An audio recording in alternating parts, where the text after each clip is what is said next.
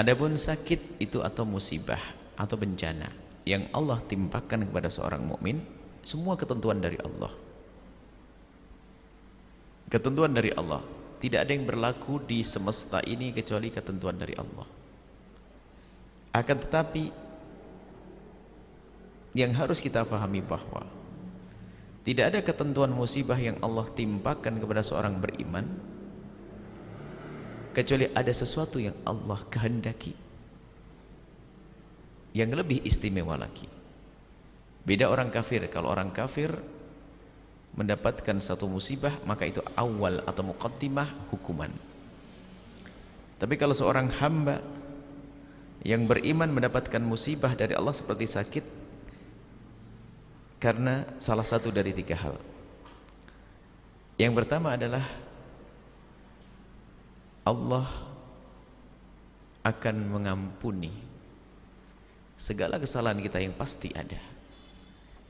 Karena Allah sayang, ini hambaku, aku sayang dan aku cinta, tapi dia punya dosa.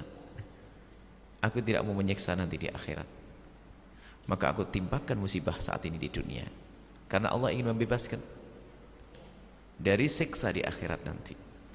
Dan itu bukan aib, karena Allah muliakan nanti. Yang kedua adalah mungkin Anda seorang yang sudah banyak istighfar atau sudah habis dosanya karena sudah banyak istighfar mungkin. Akan tapi kok ditimpakan musibah seperti anak kecil gak punya dosa. Kenapa dia tertimpa musibah? Kan begitu.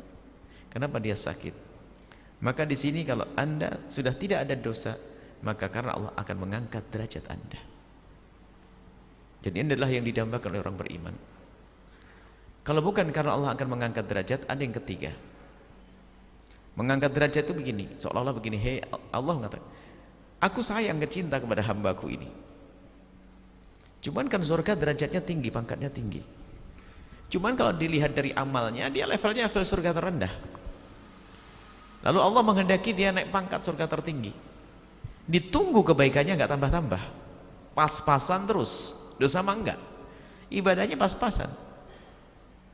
Sholat fardu, sholat sunat jarang, tapi pas-pasan. Tapi Allah sayang ingin mengangkat hamba ini, dikasih sakit oleh Allah karena akan diletakkan di tempat yang tinggi.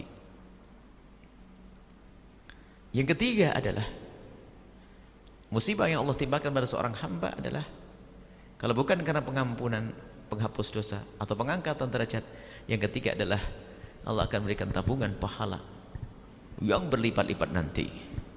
Semoga yang sakit sehat. Nanti orang-orang itu, orang yang pernah sakit ini di saat di akhirat itu mendapatkan pahala banyak, itu bingung dia. Dan Anda termasuk orang yang paling bingung nanti insyaallah. Bingung, ya Allah kok ada pahala banyak semacam ini, dari mana ini? Dijawab, itu pahala sakitmu dulu yang kau lewati dengan penuh kesabaran. Sakit seminggu waktu itu. Sakit seminggu. Apa kata seorang hamba, kalau memang pahala sakit seminggu saja segini, kenapa aku tidak sakit seumur hidup saya? Tapi nggak boleh minta yang ini, nggak boleh minta sakit. Orang nggak boleh minta sakit. Jangan bawa mentang-mentang lo saya pengen pahalanya. Nah, jangan, minta yang baik. Kalau minta yang sehat, jangan sombong nanti. Sakit kuat belum tentu. Artinya yang diberi sakit oleh Allah akan diberi pahala, dan itu akan menjadi pahala. Sampai dikatakan berapa kali dilipat gandakan, nggak ada. Kalau sholat, kalau amal kan ada 10 sampai 700 ya kah? Tapi kalau orang sabar karena sakit, semuanya itu kayaknya terserah, minta berapa kamu. Tapi kuncinya adalah sabar, serahkan kepada Allah Subhanahu wa ta'ala. Sebelum Anda banyak orang sakit. Ada sahabat Nabi sakit sepanjang waktu, 30 tahun sakit, tapi masih bisa senyum. Ada, jadi urusan sakit, melarat, kaya itu gelar dunia. Ada Nabi melarat dan sakit, Nabi Ayub, ya enggak? Hah? Ada Nabi jadi raja, Raja Sulaiman, Raja Daud. Jadi bukan ukuran itu.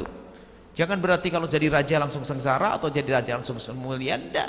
Semua dari kita bisa mulia. Anda yang kaya bisa menjadi mulia, ahli surga, asalkan benar. Yang melarat pun bisa menjadi ahli surga yang benar. Pejabat pun bisa menjadi ahli surga yang benar. Jadi ini gelar di dunia. Anda punya sakit pun gelar di dunia. Kalau di surga nggak lagi penyakit. Ahli surga semuanya. Dan sesakit-sakitnya orang beriman di dunia itu sangat terbatas waktunya, 70-80 tahun. Tapi orang kafir yang tidak punya iman merasakan rasa sakit di alam barzah, di alam penantian ratusan bahkan ribuan tahun, hingga nanti dibangkitkan di padang mahsyar, hingga lalu masuk neraka selama-lamanya yang tidak berbatas. Naudzubillah. Semoga Allah memberikan kesehatan kepada Anda dan yang lainnya, dan semua yang tertimpa, yang mendapatkan musibah, semoga segera diangkat musibahnya, diangkat penyakitnya, dan diangkat derajatnya oleh Allah Subhanahu wa taala. Setelah Anda menyaksikan video ini, jangan lupa berselawat kepada baginda Nabi Muhammad sallallahu alaihi wa alihi wasallam.